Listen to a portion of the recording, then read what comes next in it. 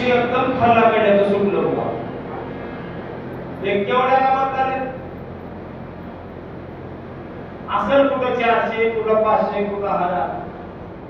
मी काय म्हणाला ध्यान नाही का सर रामाने माणसं गोळा केले आणि लंकेमध्ये युद्धासाठी मदतीला नेले आणि रावणानं घरात देऊन एका माणसाला जर किलो किलो सोनं दिलं तर माणसं पुन्हा जातील. माणसाला जर किलो किलो सोनं दिलं पुन्हा जातील. मग किलोवर सोन्याला विकणारे माणसं नेण्यापेक्षा सोन्यावर थुकणारे वानेर न्यावं म्हणून रामाने वानेर गोळा केले.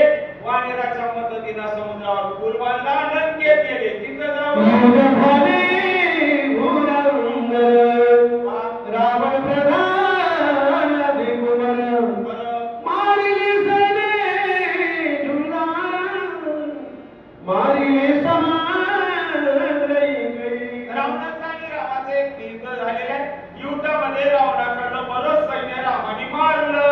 दुःखी खवळला रामाने घेऊन ब्रह्मशक्ती आपल हृदय सुमित्राचे लक्ष्मण शक्ती दारुण आणि क्रोध माणसाच्या विवेकावरती पांघरट घालतो. विवेक झाकला जातो आणि अविवेक झाकून ज्यावेळेस माणसाच्या अंगामध्ये अविवेकाचा संचार होतो त्यावेळेस माणूस करायचं तेही करतो आणि करू नये तेही.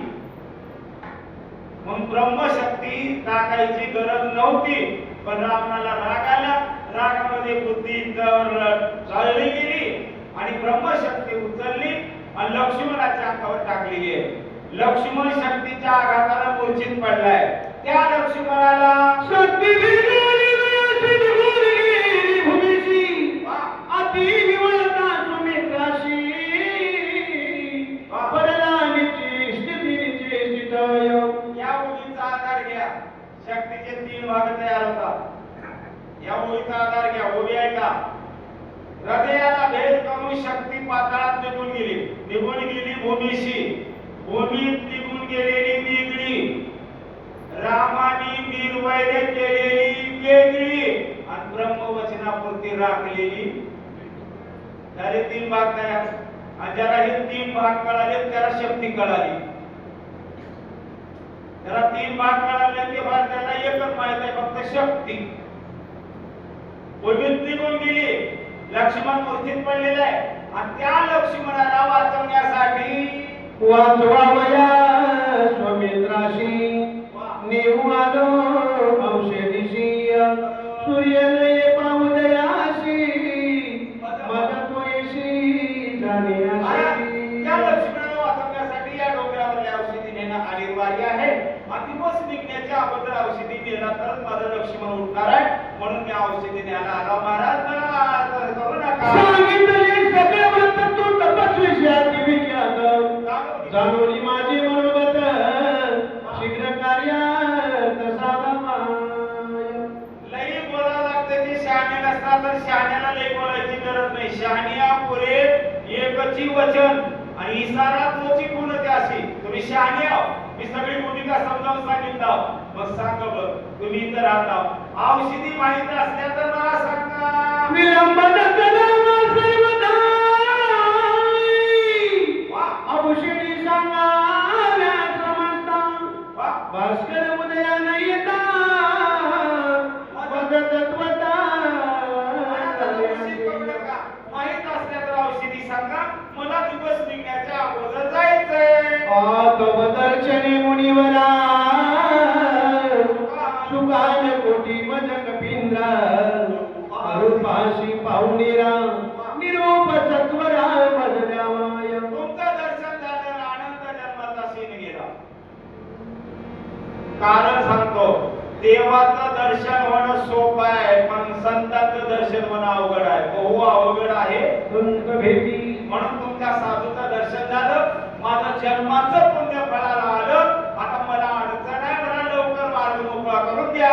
सेविता सज्जन ग्रहीची उदक अंतर पुनीत होय देख प्राप्त होय करी अन्नादिका ब्रह्मसुख देख तो पावी. सज्जनाच्या घरचं पाणी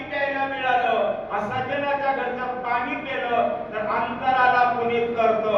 अंतर पुनीत होणं वेगळं आणि बाह्य पुनीत होणं वेगळं. बाहेरला पुनीत करण्यासाठी गंगेमध्ये स्नान केलं तर चालतंय, पण अंतर पुनीत होण्यासाठी संतांच्या विरुद्ध पाणी किंवा अन्न मिळालं तरच पुनीत होतं. पाणी मिळालं तरी पुनीत होतं, मग अन्न मिळाल्यावर तर होणारच. आणि अन्नाची ताकद सांगता बाय बापो ते अलीकडे आठवडे सुरू झाले बघा, मध्ये बंद केलं होतं कोणी ते तक्रार करून, पण अजून सुरू झाले. मी काल ऐकली संडे होया मंडे पुढं काय वा. आता सरकार जर असं सांगलं तर समाजावर काय परिणाम पडल? नका अनुदेश बसल्या गोष्टीची. तुम्ही माळा घाला सात्विक व्हा म्हणून सांगा तर एवढे माळकरी व्हाले, आणि तुम्ही रोज खा म्हणल्यावर काय होईल ना? सुखाला येतो कुठं? ऐका, ज्ञानेश्वरीच्या आधाराने सांगतो, जसं अन्न खाल तसली तुमची वृत्ती बनते. सात्विक अन्न खाल्लं तर सत्व वृत्ती बनते, राजस अन्न खाल्लं तर राजस वृत्ती बनते, आणि तामस अन्न खाल्ल्यावर तामस वृत्ती बनते.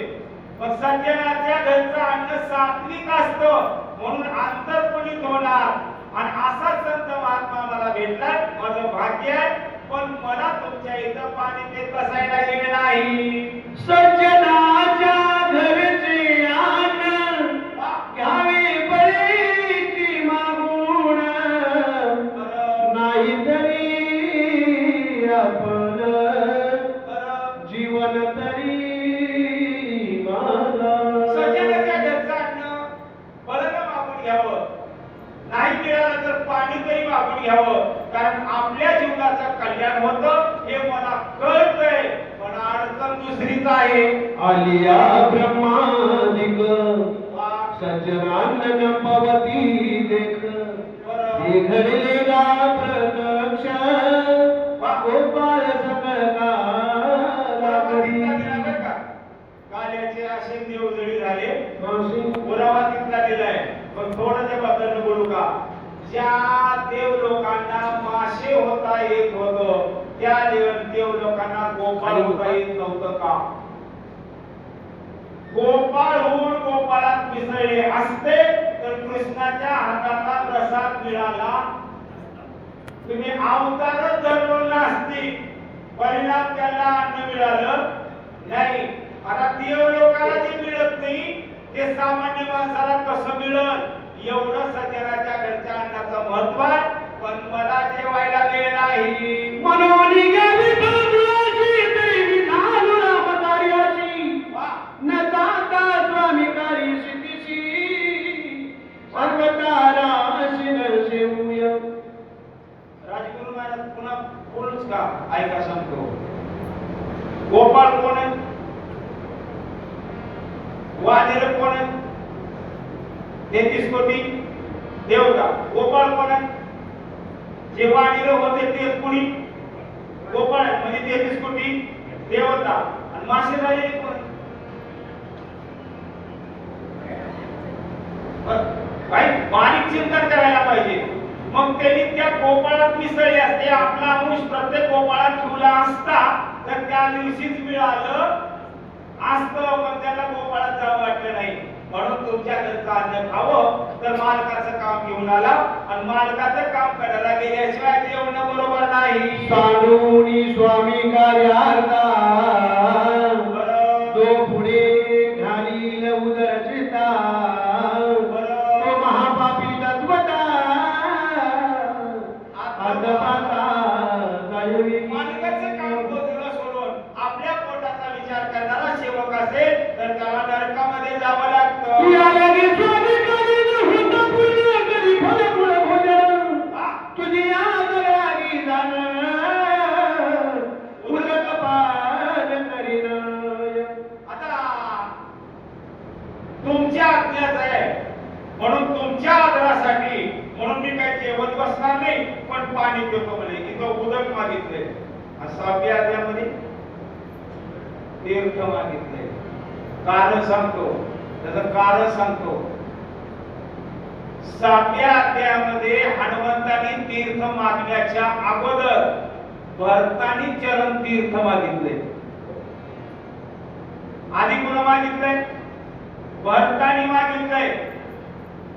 बरोबर आहे की? तुम्ही मला चरण तीर्थ द्या, मला पुनीत करा, आणि मगच पुढच्या वाटेनं मग त्याला तीर्थाचं महत्व कळालंय, त्याच्याकडून तीर्थच घ्यावं लागतंय म्हणून तीर्थ मागितलंय. इथं तीर्थाचं महत्व कळालं नाही, पाण्याचंच महत्व आहे म्हणून पाणी मागितलंय. तुझे आग्रहाला गेलात आणि फक्त पाणी देतो बाबा, त्याच्याशिवाय मला तुझ्या इथं थांबायला येईल नाही. हनुमानजी बोलू लागले, ऐकोनी कपीच्या वचनाशी राक्षसुका वला मानसी अनायासी पाविल मृत्यूशी सरोवर उदकाशी प्राक्षिता. पाणी पितो म्हणल्याबरोबर ह्या मनात मला तुला पाणी पाहिजे होतो. शब्द चांगला आहे बघ, शब्द चांगला आहे का नाही? पाणी पाहिजे तो. पण पुढच्या म्हणजे तुला पाणी पाहिजे तो चांगला का बघ, पाहिजे तोच म्हणले. आणि मनात विचार केला, अनायासे पावे मृत्यूशी, अनायासानं मरणार आहे आपण याला तळ्याकडे पाठवून द्यावं म्हणून काळले मी काय म्हणतो, ऐसा विचार बोलून पुन्हा बोले कपीची वचन स्वामी कार्य न होता नाना आपल्या पर करुणे. ओबी आहे का? थोडं इकडे नेऊन लावणारा बरं का मी, थोडं इकडे नेऊन लावणारा. आधी ओबी आहे का? खरं आहे हो महाराज तुमचं. मालकाचं काम कडेला जाण्याच्या अगोदर तुम्हाला आग्रह करणं म्हणजे माझ्या कुणी पापच होणार आहे, आणि मला ते करायचं नाही. मी इकडे का ज्ञाना सांगतो ऐका, कसलाही प्रसंग असला तर एकादश धरणाऱ्या महाराजाला लय शांत शिकवू नका. एकादश 15 दिवसाला इंद्या एवढी बार सोडायला हातवर.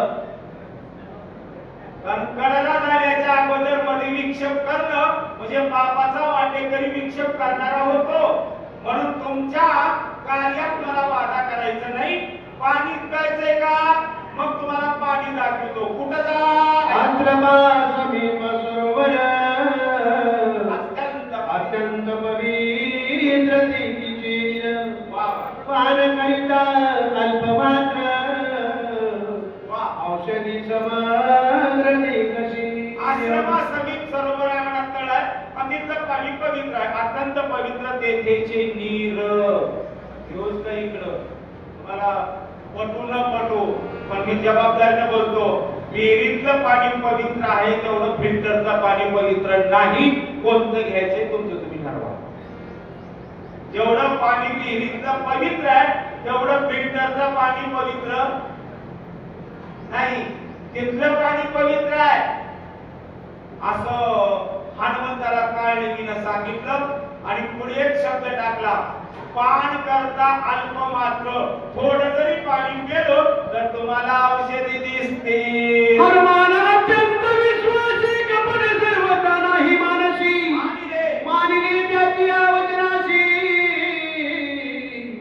निज मानसी विश्वास आहे. पटलं महाराजाचं म्हणलेलं आणि निघाले तयार. साधुवचने विकल्प करी तो नर महादुराचारी यज्ञ पावे तो संसारी चराचरी आदी. साधूच्या शब्दावर विश्वास ठेवा. संतांची पायी आम्हाला विश्वास ठेवा, नाही तर नाही ठेवा. मायबा भाऊ, संतावर विश्वास ठेवा. संतावरला विश्वास ढळला की तुम्हाला अडचणी यायला वेळ लागत नाही. 1 मिनिट घेऊ का तुमचं मी? रावणाचा एक पूर्वज शिल्लक राहिला होता, वंशज. विभीषण गादीवर बसल्यावर अचानक त्यानं दिवस मावता आला आणि सांगितला, काका गादी तुम्हाला मिळाली असली तरी मी रावणाचा वंशज आहे, मला माझा काहीतरी हिस्सा द्या. विभीषणाने सांगितलं, माझ्यापर्यंत आलायस ना हिस्सा मागायला, मग आम्ही रामाचे सेवक आहोत, अतिथीला रिकामं परत जाऊ देणार नाही, मी तुला हिस्सा देतो. म्हणून त्यांनी एक चिठ्ठीवर हिस्सा लिहून दिला आणि त्याच्या हातामध्ये ठेवला आणि सांगितलं मूठ बंद कर. त्यानं मूठ बंद केली. समुद्राच्या पलकड जायचं आणि मगच उघडून बघायचं. सागराच्या पलीकडे जायचं आणि मगच मूठ उघडून बघायची. त्यानं म्हणला समुद्राच्या पलीकडे कसं जाऊ, मला काही रावणाच्या विद्या प्राप्त नाही, आकाश मार्गाने जायच्या. मग विभीषणाने सांगितलं तुझा मूठ त्या सागराच्या पुढे करायचं आणि सागराला एवढंच म्हणायचं मला पलीकडल्या बाजूला जायचंय, मला वाटते. तो गेला सागराच्या कडला, मूठ पुढे केली आणि एवढंच सांगितलं मला पलीकडल्या बाजूला जायचंय, मला वाट दे. वाट दे म्हणल्या बरोबर 1-2 फुटाचा रस्ता पाण्यावरून तयार झाला. तो अर्ध्या वाटत आला आणि अर्ध्या वाटत आल्यावर त्याच्या मनात आलं काय लिहून दिलं असेल, त्याच्यात काही महत्वपूर्ण असेल का मला फसवलं असेल, मनात विचार आला. आणि अर्ध्या सागरावर आल्यावर त्यानं मूठ उघडली. मूठ उघडल्याबरोबर सागरातल्या हवेचा एक झोका आला आणि हातातलं कागद उडून पाण्यात पडलं. त्याच्यावर फक्त लिहिलं होतं श्रीराम जय राम जय जय राम. काय लिहिलं होतं? श्रीराम जय राम जय जय राम. हातातलं कागद खाली पडलं आणि तिथून पुढची वाट पुसून गेली आणि बघता बघता सागरात बुडून त्याला तिथं अंत गमवावा लागला. करून चालला होता कुणाच्या विश्वासावर? पलकडल्या कडला जाऊ तिथून उलूक म्हणलं होतं त्या विभीषणाच्या. विभीषणावर अविश्वास दाखवला आणि त्याला वाटत मारावं लागलं. म्हणून काय मी म्हणालाय सज्जनावर विश्वास न ठेवणाऱ्याला नरकात जावं लागतं.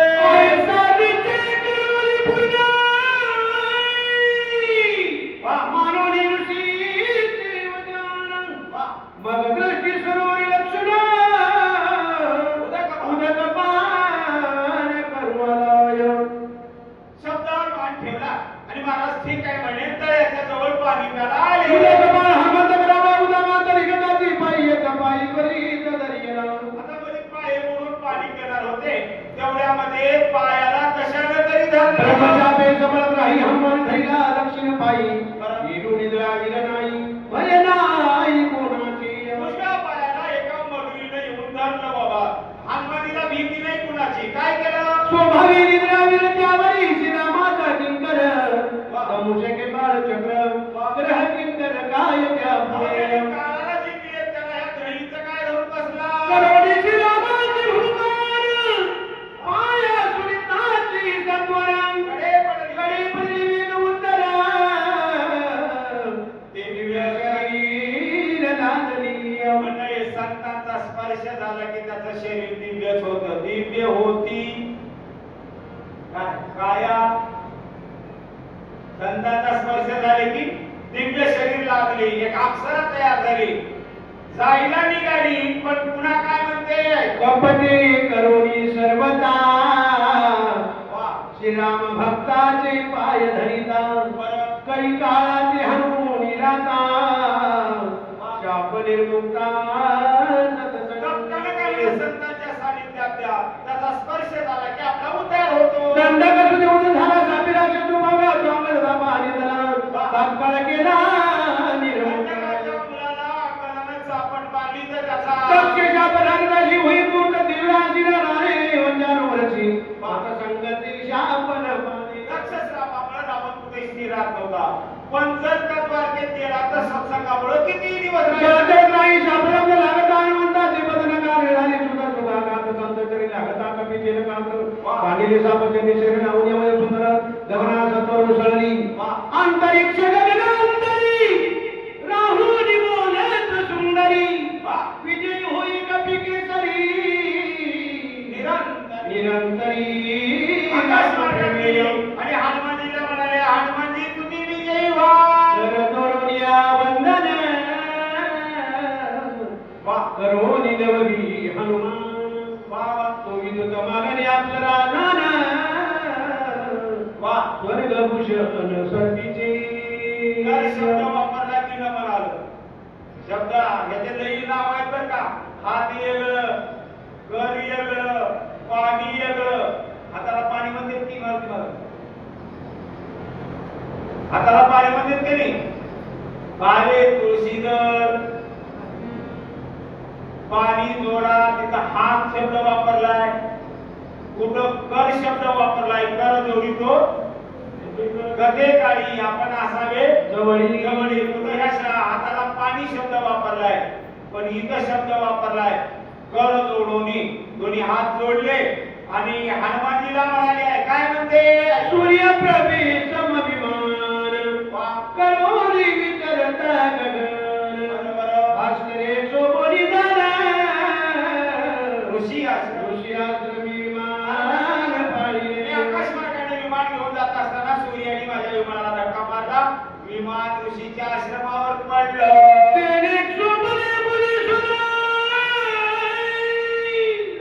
क्रोधा चढली ती दुर्गण न विचारशी पात्रा पात्र कामाच्या विचारी. ऋषी लोकांना राग आला. जाणून बोलून तो आमच्या आश्रमावर विमान पाडलेला आहे, तू कामातून झालेली आहेस, म्हणून त्यांनी एक श्राप दिला.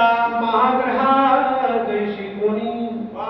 येऊनी झोंबीशी दाटुनी कैसी आली. कैशी आलीची धावणी वा. आश्रम लक्षोनी ऐकायला महाग्रह यावं त्याने आणि आमच्या आश्रमात मुद्दाम आलीस ना, मग आमचा आशीर्वादही कर. ग्रहाईची धावची तू महाग्रह हुशाची जाती वेगळीची तेरी ग्रंथवाची पावले त्याची ओनी शरणागत म्या प्रार्थने मंत्र ऋषी या दिगरी उदत भरत नगत मत झाला साधुशी जे शरण काही आत्वा करी उदत बल किंवा करी जो वेळन तात्काळ पतन जोगावी. नवती पुराणाची कथा माझा अनुभव ग्रंथक्षी आता ते उपेक्षिती साधू संता अशी कष्टारू संताला छळणाऱ्याला नक्की नरकामध्ये जावं लागते.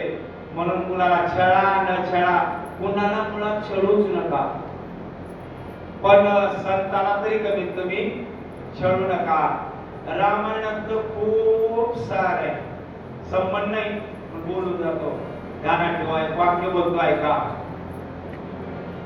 देवलोकाला बंदीखान्यामध्ये घालणारा रावण माझ्या हिंदुस्थानातल्या एका पतिव्रतेला चोरून न्यायला आला.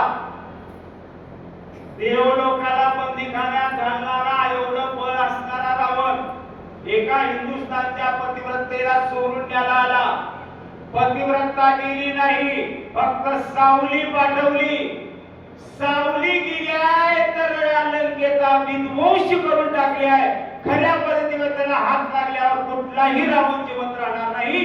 हे हिंदुस्थानच्या पतिव्रतांची ताकद आहे आणि हे रामायणाचं सार आहे. हे बाकी सांगून तर चाललंयच आमचं, पण पतिव्रतेची ताकद आहे. तुका म्हणे पतिव्रता तिची देवावरी संतान. म्हणून त्या पतिव्रतेला छळाय गेलेल्याचं कधीही बरं होणार नाही. ती माऊली म्हणाले, महाराज तुम्ही सगळ्याला जिंकलेले आहोत, तुमच्यामुळं सगळ्यांचा विजय होणार आहे, त्याच्याबद्दल शंका नाही.